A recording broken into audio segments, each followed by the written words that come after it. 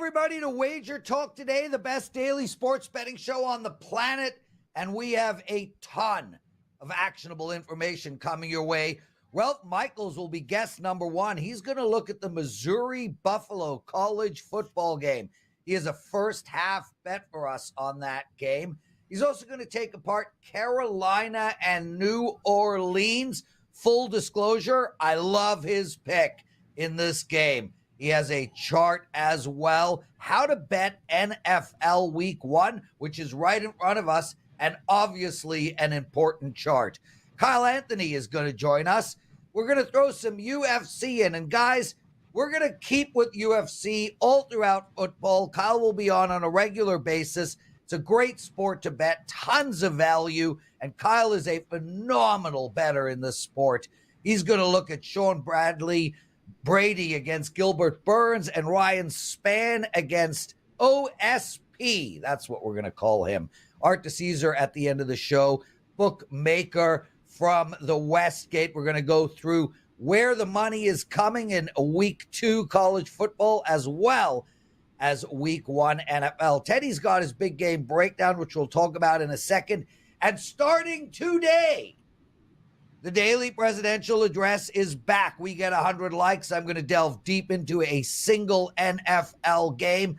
Today will be Dallas against Cleveland, one of my favorite games of the weekend. Teddy covers, my co-host. What is your big game breakdown? Big game breakdown. We're going to talk college football. Arkansas against Oklahoma State, an SEC Big 12 showdown. And of course, in What Bettors Learned, we're going to respond to a viewer question from yesterday. If you have questions, comments, put them below. We take a look at them. And in this instance, we're going to respond to a question that we got from yesterday's show. Yeah, and it's a great question, guys. So stay with us. That won't be that'll be right after the Ralph Michaels segment. Teddy, I thought my opening was 8 out of 10. What do you think? Yeah, you nailed it again, Lawrence. So after what have we been doing the show? We started doing the show, you and I, this version of this show in 2020. And this is the first time I think you've done 2 good openers in a row. So you're getting there. You know what?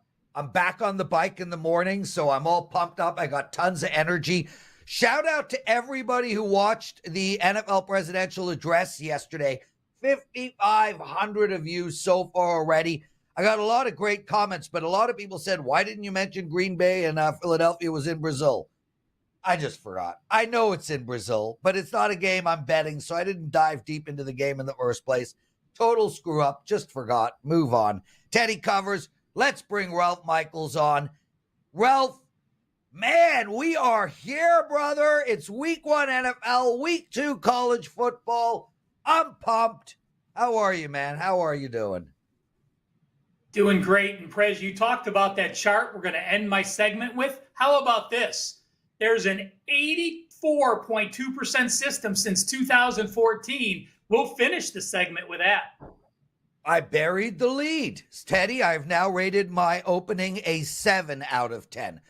Well, let's start with Missouri against Buffalo college football this coming weekend. Missouri minus 20.5 in the first half. Wow. Where are we going in this one?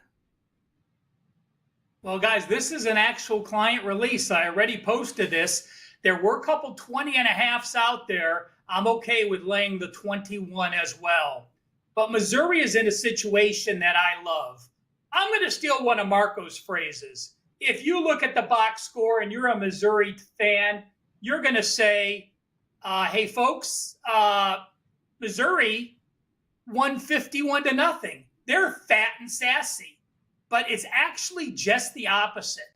They are not happy at all. You look at Eli Drinkwitz, what he said.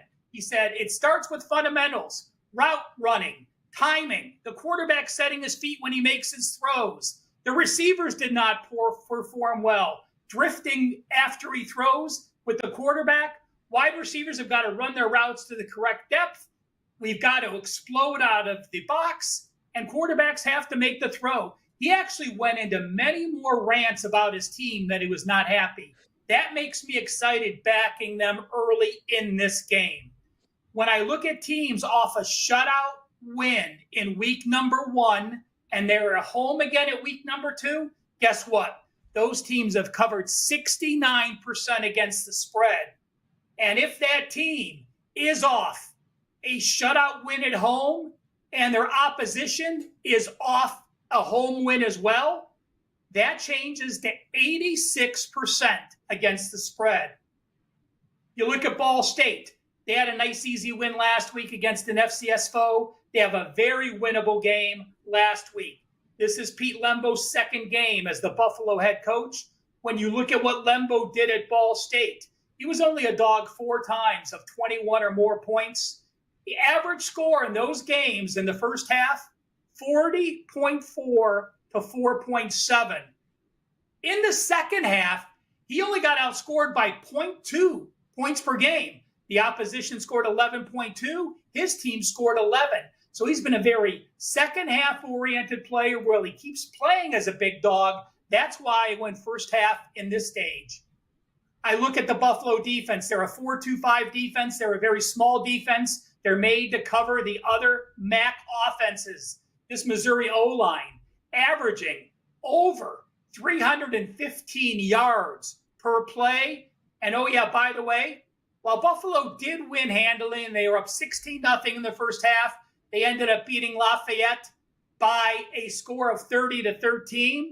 They still allowed a team at home, an FCS opponent, Lafayette, to complete 69% of their passes.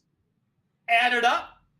Color me the Missouri Tigers. I do believe that logo, there's the right logo. I think that logo we had at first was the Southwest Missouri Bears. But thank you. So, nice job. I said to Teddy, I said to Teddy in the middle of that segment, I'm like, I'm sure that's the wrong Miz logo.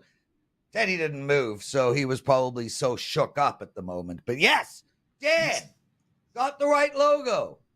What I'm impressed, I didn't think it was anything that we could fix or do anything about. And the fact they were able to fix that behind the scenes as quickly as they did, more credit to the staff. So many guys who work so hard behind the scenes. You see us on camera. You don't see a lot of the other guys. Make no mistake about it.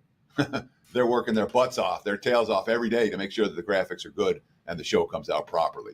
Ralph, when it comes to Teddy, Buffalo, Missouri. And one more thing about that. The funny thing is that was the Southwest Missouri State Bears logo, the first show. Yeah. That's where C.J. Agabano used to be the quarterback. And he actually played against Missouri a couple years ago at Southwest Missouri. He ran for 97 yards. So while he only rushed for 19 yards and 5 attempts in his first game, he didn't have to run. That is another concern when you have a very mobile quarterback against the number 2 and 3 defenses later in the game, that a mobile quarterback can break out and lead to a couple late scores. So just real quick, Ralph, I want to ask you about the Buffalo. We spent a lot of time with Missouri on that, and I want to ask you about the Bulls, because this is a program that was on the upswing under Lance Leopold. You know, they had 3 consecutive strong seasons in 18, 19, 20. How far has this program fallen then? Is Buffalo the type of team we might want to be betting against on a week-in, week-out basis? You know, I don't have Lembo as an A coach. I don't have Lembo as a D or an E coach. So, you know, we have to give him some time. But I will say this, Teddy. I think the downfall of Buffalo and to see what Leopold does says more for how good of a coach Leopold is and what Buffalo is left with trying to replace him. So, again, you have to give a new coach a fair period of time. I think when he looks ahead as the Buffalo Bulls head coach, you have a win. You have a win already. You have a very winnable game against UMass that you're hosting next week. If you don't get out to an early close game here, I think it's throw in the towel and just worry about getting the win next week to get to 2-1. Ralph Michaels joining us. Guys, if you like what you're hearing, take a second out of your day and hit that thumbs up button, please. We need to get to 100 likes every single show. So greatly appreciated if you do. And also make sure to subscribe to our channel. 167,000 of you already subscribed. It takes a second to do that as well. Well, we've got a division matchup in week 1, a few of them obviously, but we're going to talk about the Carolina Panthers against the New Orleans Saints. Really, not much is expected out of Carolina coming into the season, but let's be honest here. Derek Carr and that crappy coach for the New Orleans Saints, Dennis Allen. I've gone blank. Their careers are on the line. New Orleans got to get out fast, and they've got to have a good start to this year. Where are you going in this game? Well, it is a tough one. You look at Carolina and you say, oh my God, this is the worst offense there is. And, you look at what Young did and can they turn it around? They were winless on the road last year. I think they did go 3-3 ATS against their division. But I will say this, while I am not a Dave Canales fan as far as the head coach, the guy does know how to coach up QBs. You look at what he did to Baker Mayfield. You look at what he did to Geno Smith. You can only think that's a positive impact on Bryce Young. Then you look at what the Panthers did to improve that offense that was so horrible. Yes, they still have a bad O-line, and they're going to clearly have to play better. But, you bring in wide receivers, Deontay Johnson, and you draft Leggett in the second round. That gives you more weapons on the outside. That makes his mobility even more impressive if you can spread the field a little bit. You talked about Dennis Allen, Prez. Dennis Allen, if you look at every game he has coached in the NFL as a head coach, he has gone 27, 42, and 1 against the spread. That is 39.1%.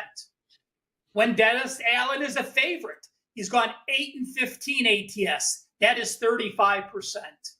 And when he's in a game with the lines between the 4.5, so from a 4.5 point favorite to a 4.5 point dog against a closely matched opponent, he is only 33.2% against the spread. And how does he prepare his teams? If you look at the first 4 games of the season with him as a head coach, they are 1-10 ATS as a favorite or a dog to +3. And in those games he failed to cover, they were by 7.8 points per game. As a favorite, he lost 10 of his 24 games outright. He got upset. 10 out of 24 games as a favorite. And oh yeah, a couple things we're going to talk about with the charts. Let's mention them now. Let's not forget that division teams, a division dog in week 1, 70.6% against the spread. A division dog, a division dog, 70.6%, and a division dog of 2 or more, even higher than that. And if a team is playing a division foe in week 1 and they have double revenge and they're a dog of 3 or more, 22-17 against the spread, 76%. Yes, it's ugly to take these week 1 dogs. I think there's value with the Carolina Panthers. So Carolina lost 11 of their 15 losses last year came by a touchdown or more. They had the worst offense in the league. New Orleans, when we're going to complain about the Saints, we're not going to complain about their defense as much as their offense. That defense on paper is solid. What makes you think that a new head coach and a new offense and a quarterback that couldn't do anything last year and a good defense that they're facing is suddenly primed to show dramatic improvement in game 1 against a quality defense? Wouldn't you prefer Carolina against a bad D than a good one? Yeah, but again, you look at, and to your point, Teddy, I think New Orleans has been a top 10 defense for 4 straight years. So that's impressive. Doing it 1 year is great. Doing it back to back. But I just see the Saints keep getting older, not really improving, not bringing any people into the fold. So with Carolina getting better, and we know as the season progresses, a team can just throw in the towel and just completely have a season go down the toilet. In this case, there's a reset with the new coach. There's a reset with a coach that understands his head coach and a quarterback-friendly head coach. So, it's always a gamble in the NFL week 1. But again, we're going to show in a minute that these division dogs are there for a reason. They're familiar. They got beat twice last year. They get to, they don't have any pressure on them, where Prez did make a good point. The Saints actually have pressure on both Carr and the head coach. So I still think there is value. Again, they're a division dog of 4 for a reason, but I do like them here. Speaking of division dogs, Ralph Michaels, you've got a chart for us that includes that type of information for week one. I hand the mic over to you, my friend. I will say this, guys. This is one chart. I have 6 of these charts for Bet on It today in the NFL and college football. Make sure to check that out later today. But let's simply look at week one. Do I bet favorites or do I bet dogs? And some of this information over the last few weeks, as I was breaking down some games, I might have mentioned it. But since week one is here, I want it fresh in everyone's mind. So if you say to yourself, week one, is it better to bet dogs or better to bet favorites? Let's take a look at the top line of this chart, and it's pretty easy to see. Since 2014, if you basically bet every NFL week one dog, you have won 56.4%. Now look at the next division. Division dogs and non-division. Non-division dogs, basically 50-50. So let's say you have a non-division favorite. No problems playing that. But division dogs, 70.6%. Division home dogs, 77.8%. And division home dogs of plus 1.5 or more, 16-3 against the spread since 2014.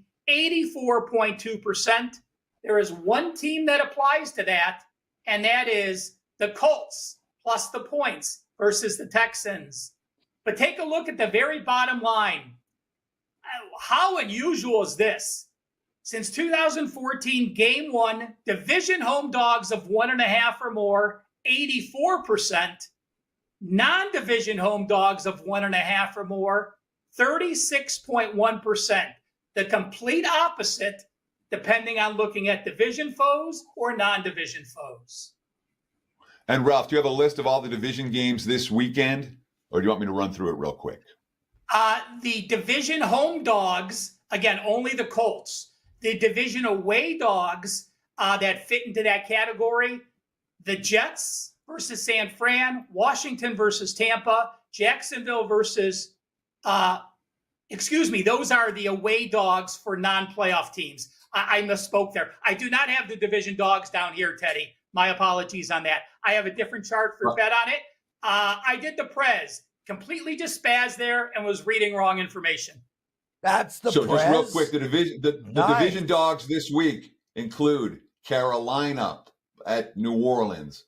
We've got Indy against Houston. The Raiders are division dogs against the Chargers. I believe those are the only 3 for week one. Thank you, Teddy. Ralph Michaels, what do you got to promote?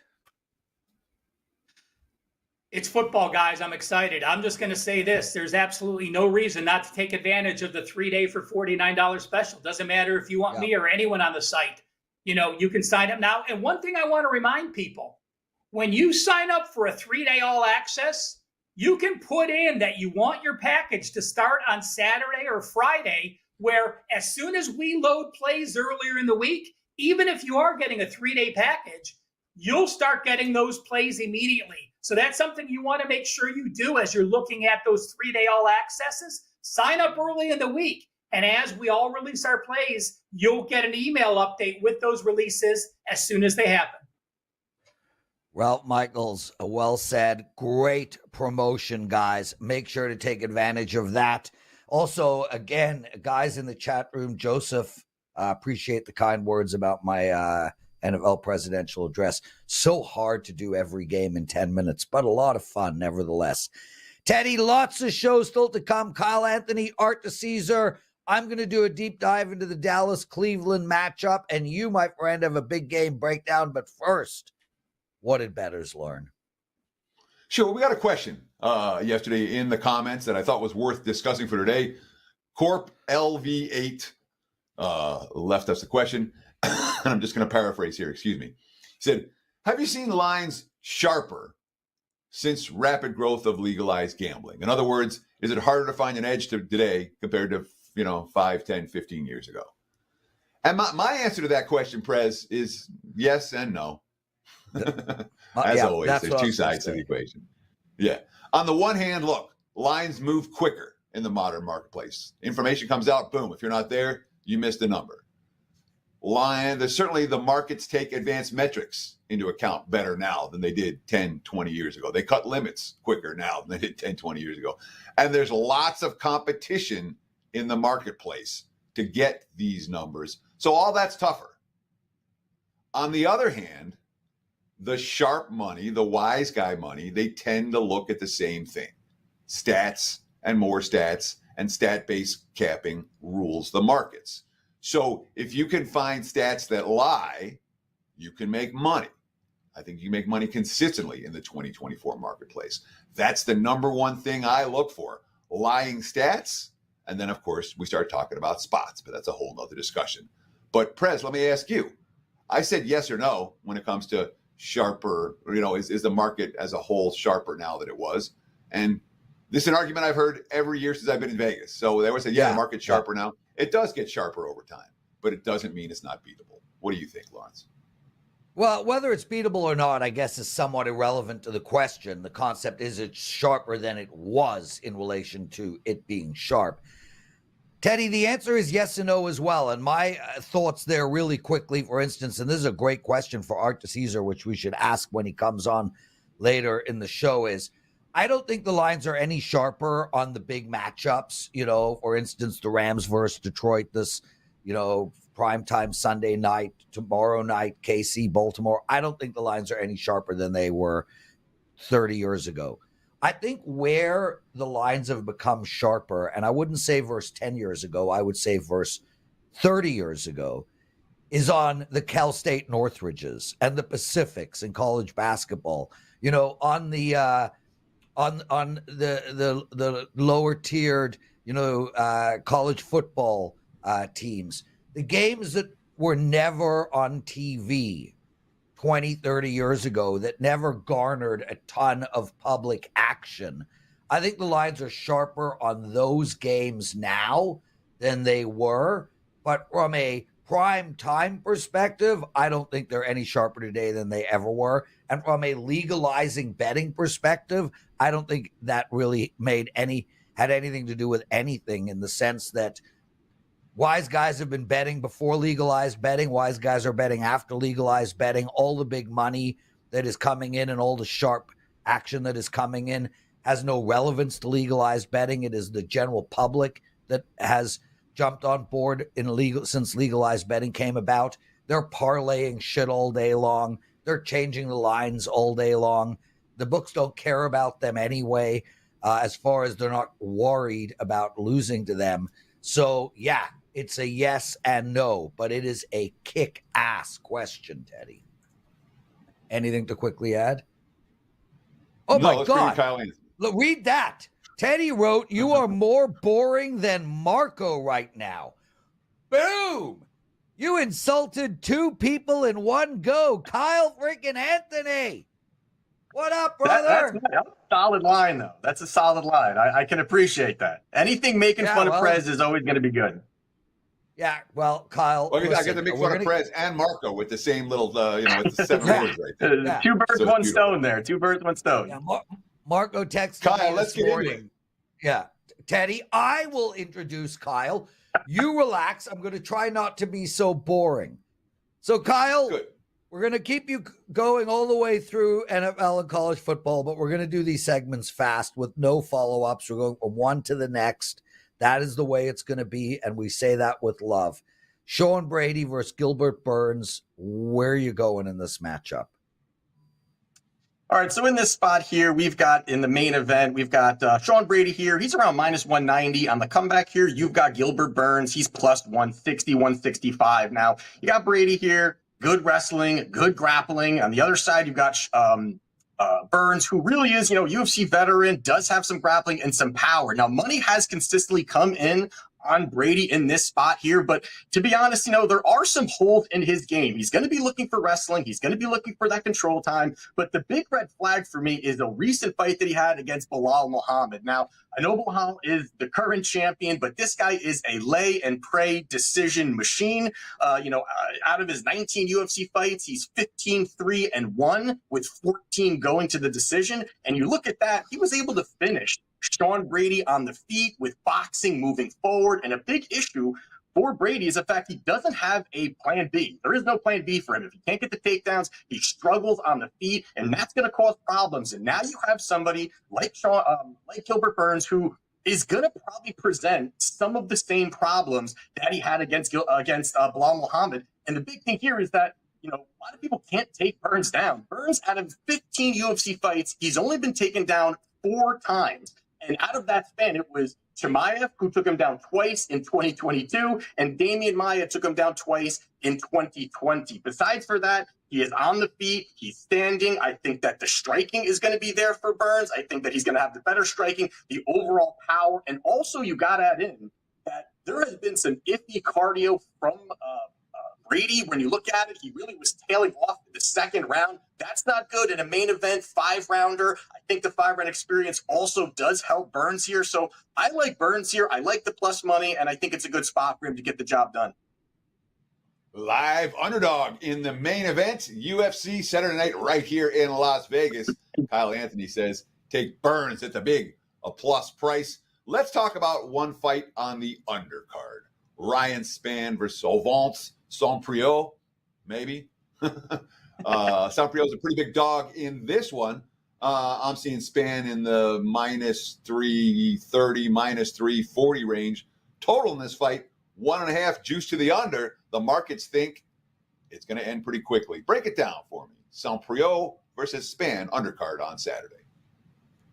Yeah, so in this spot here, you got Ryan Spann, big favorite, minus 350 roughly. On the other side, you got OSP. We'll use that, Prez. OSP, who is at the plus 275 mark. And when you look at this spot here, you've got 2 fighters that are big light heavyweights, that are finishers, that are untrustworthy. And that alone is already going to provide variance to the highest degree, and you've got a wide line here in this spot. And you look at it here, I think the big thing style-wise is that, Spann is a good hammer. He's a terrible nail. I mean, this guy, when things are going well, he'll move forward, he'll land good shots, get some takedowns, submission hunting, all those things work. But if it doesn't go well, I mean, the guy really starts to collapse, makes terrible decisions. And that's one thing that you see consistently through his career is his fight IQ is shit. I mean, it's just not good. It's very low level. He makes mistakes consistently. He'll be in a dominant position, and all of a sudden he's vulnerable, making mistakes. And I think that's a spot where I think that OSB can capitalize on in certain spots. But you also add in the fact that Spann is a big-time front runner. I mean, big-time front runner. We're looking at it. Out of his 14 UFC fights, 9 of them have ended in the first round. And then he's also 5-4 over that span. Not the greatest, and you also got to add in the fact that he's on an 0-3 run in the UFC, got finished twice. I think those are a lot of red flags. You're talking about a guy that's minus 350, and then also you got to look at it as that OSP has had some issues. He's definitely not looked good in certain spots, but he is coming off the best performance of his career against Kendi Nzechukwu, where he landed 143 significant strikes. That eclipsed by far the most strikes he's landed in his career. I don't know if he had his Wheaties or sipping on some secret juice or something, but this guy all of a sudden has looked good. I think OSP is going to have better striking. I think he's going to have the better power. And as well, Spann's power, a little overstated out of his 21 wins, only 6 knockouts. So it's not like he's out there blasting people. I think this is a recipe for, bad things for Spann overall, especially at this price. And again, both these guys, not trustworthy, but OSP is not the minus 350 favorite here. I like the plus money on him to get the job done. Boom! Mic drop. Kyle Anthony, everyone. 2 massive dogs. Burns plus 165. Oh, Vince plus 275. Guys, the reason we're going to keep UFC going throughout football season is Kyle literally rains money down on us. He's number 1 in ROI in all sports at WagerTalk. He has won 22 of the last 27 events in MMA, up 83 units in MMA this calendar year. An absolute betting machine, Kyle. In 20 seconds, what do you got to promote? Hey, last week we ended up cashing on here, or 2 weeks ago, plus 210, plus 245, and a plus 500 sprinkle. So let's also not forget that. But we do have some plays up for this weekend. 4% is up right now. I'm 15-6 on the year on those, as well as I already have a 5% up for the following week, which is a big card, UFC 306, have a 5% there on a 10-0 run on the 5%. So again, it doesn't matter if it's high level or low level. Even the one that we cashed 2 weeks ago was a very low level card. We took 7 units in profit. So there's always opportunity to make some money in MMA. I don't know what that was for. Kyle Anthony, everyone. Teddy covers. My computer's running out of battery. I got to run and get a charger. It's time for your big game breakdown. Big game breakdown. Let's talk SEC versus Big 12 on Saturday. National TV affair on ABC. 11 a.m. local start. That's noon Pacific. 9 a.m. I'm sorry, noon on the East Coast. 9 a.m. here in Las Vegas, and on the West Coast, of course, that would be Oklahoma State and Arkansas. The early week money has flown for the Hogs, has shown for the Hogs. There were 9.5 at the open. We're looking at 7.5, 8 as we talk about this midweek, and the total has been bet up. So we've seen some Arkansas money. We've seen some over money. Beautiful day in Stillwater, 84 degrees and sunny outside, and I agree with both of these line moves. Let's talk about Arkansas for a minute. This is a team that was 4-8 last year under Sam Pittman, just 1-5 in games decided by a touchdown or less. They were good road dogs, though, despite their struggles. 3-0 against the spread as a road dog. In fact, 9-3 for Sam Pittman in this road dog role since arriving as the Arkansas head coach. 7-4 as a home dog. I mean, we like Pittman catching points. We like him a lot. This is the thing that really stands out when you look at Arkansas. 17 games away from home over the last 3 years. Only 2 losses by more than a touchdown in those 17 games away from home over a 3-year span. None last year. Now, Oklahoma State, they're one of the favorites in the Big 12, whereas Arkansas is an afterthought in the SEC this season. Mike Gundy's been there for, 20 years now. He's been a good coach, and he's been really strong as in terms of straight-up records. They're 19-2 straight up on this field since 2021, although both losses did come as favorites, South Alabama and West Virginia. And, of course, we've got 2 teams off disparate performances last week. Arkansas, well, they had 10 possessions. They scored touchdowns on all 10 of their possessions against Arkansas Pine Bluff. It wasn't that easy for Oklahoma State against South Dakota State, but it's worth noting when you're talking about 2 teams that both played FCS opponents, how good were the FCS teams? Well, South Dakota State would probably have been a 40-point favorite or a 35, 40-point favorite against Arkansas Pine Bluff. So the fact that Arkansas scored 10 TDs on 10 possessions, take it with a grain of thought. So when we look at this Cowboys team, they return a whole lot of talent, in terms of returning starters, basically everyone back from a team that won 10 games last year. They were loaded, but I've got 2 concerns about Oklahoma State in this ballgame. First and foremost, I worry about Sam Pittman's track record and Arkansas's track record as a road dog. They've been really good, and I'm not convinced that I'm going to step in front of that. Second, the quotes from Gundy after last week's game, talk about facing Arkansas this week. They only averaged 3.8 yards per carry against that squad. They give up big plays on defense in that ball game. 4 long pass plays to South Dakota State. Here's Gundy's quote. When you play a team in the SEC, you're going to play girth. We need to make good strides between last week and this week to be able to block a front that is better than we saw last week. From a technique standpoint, the team we just played was excellent. They just don't have as much size as what we'll face on Saturday. I think Arkansas is going to give Oklahoma State some problems on the defensive front. And I believe in Pittman's track record. I'll take my chances with the Razorbacks plus the points on Saturday. And remember, take advantage of that 3-day all access, just $49. You get every play, every day. Choose as many handicappers as you like and pick your start date. Whenever you want that 3-day all access.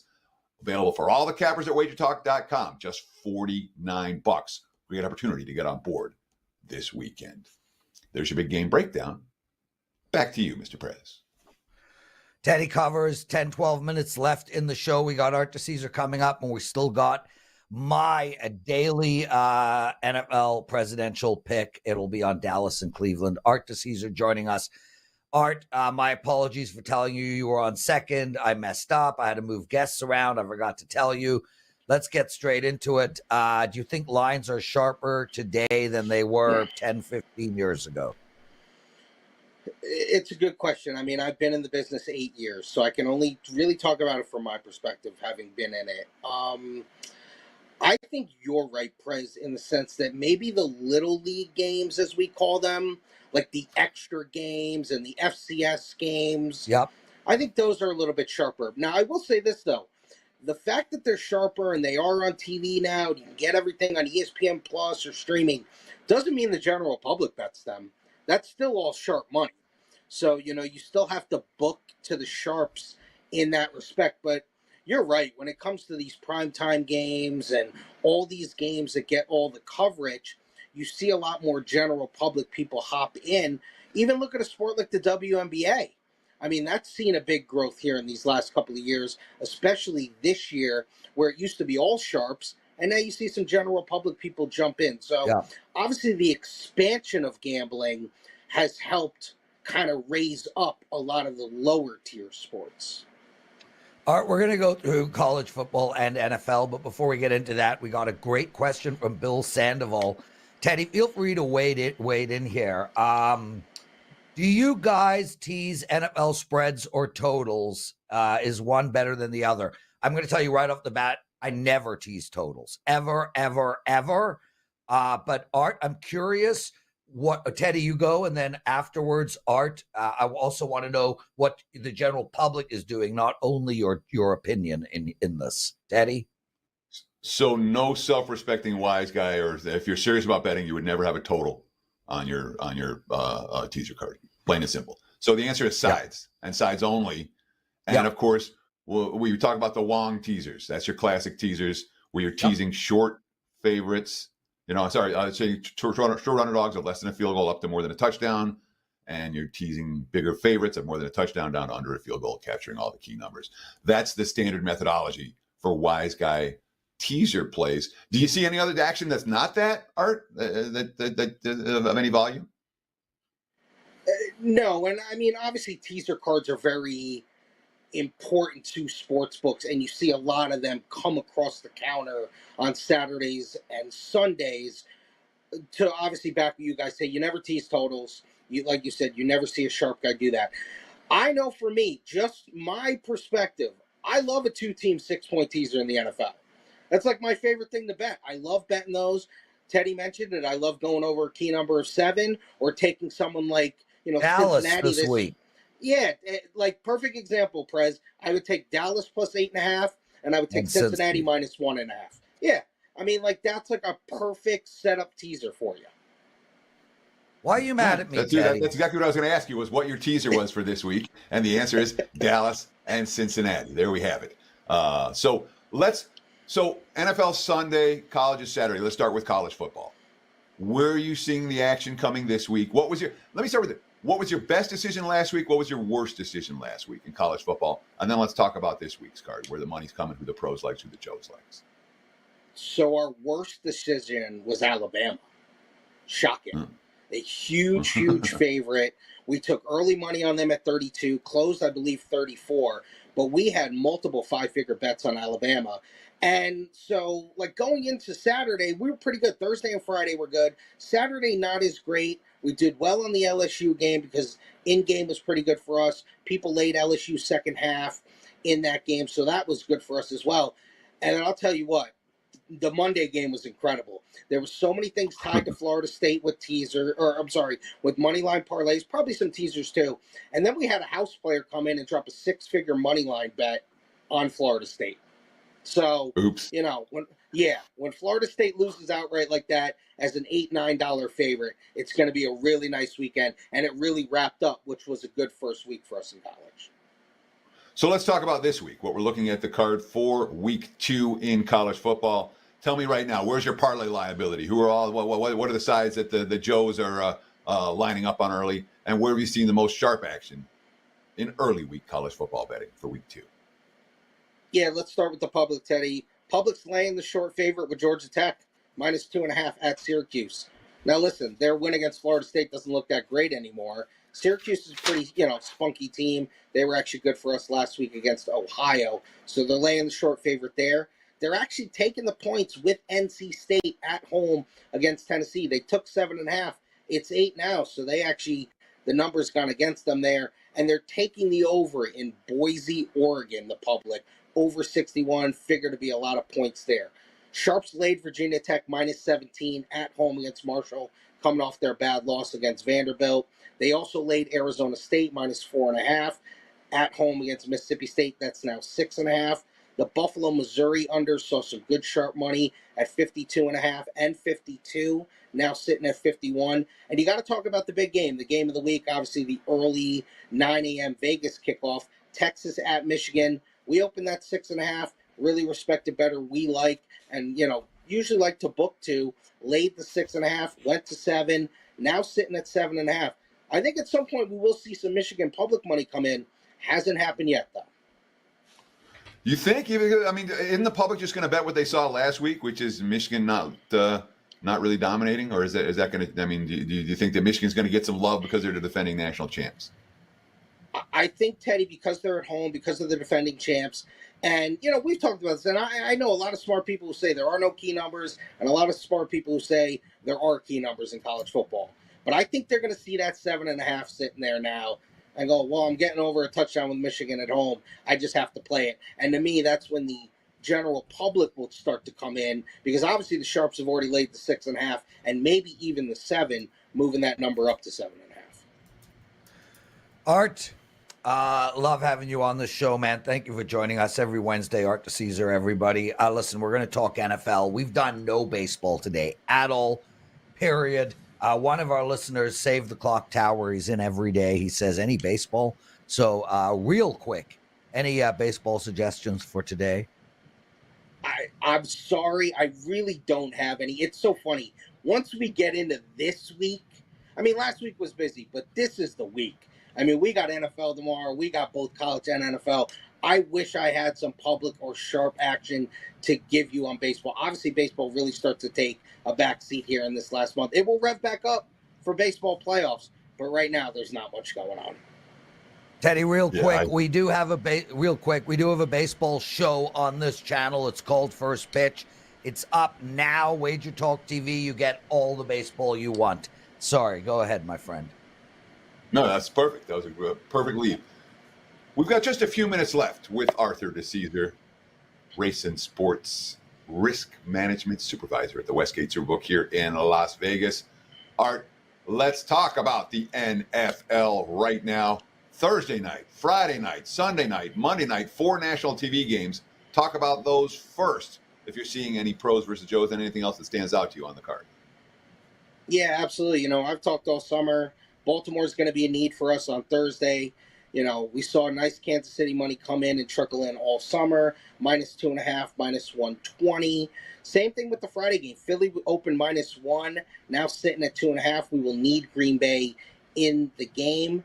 The Monday night game, Jets were as high as 6. Saw a lot of money come in. We went to as low as 3.5. There's been some buyback on San Francisco. San Francisco's been putting a lot of money line parlays as well. That game has trickled back up to Jets now plus 4.5. So we're still probably going to need San Francisco in the game, but obviously a lot can happen because that rolls into Monday night.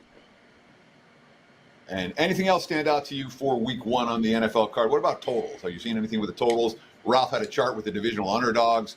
Are we seeing, the divisional dogs take money? Talk about some of the non-marquee games for week 1 in the NFL before we let you go.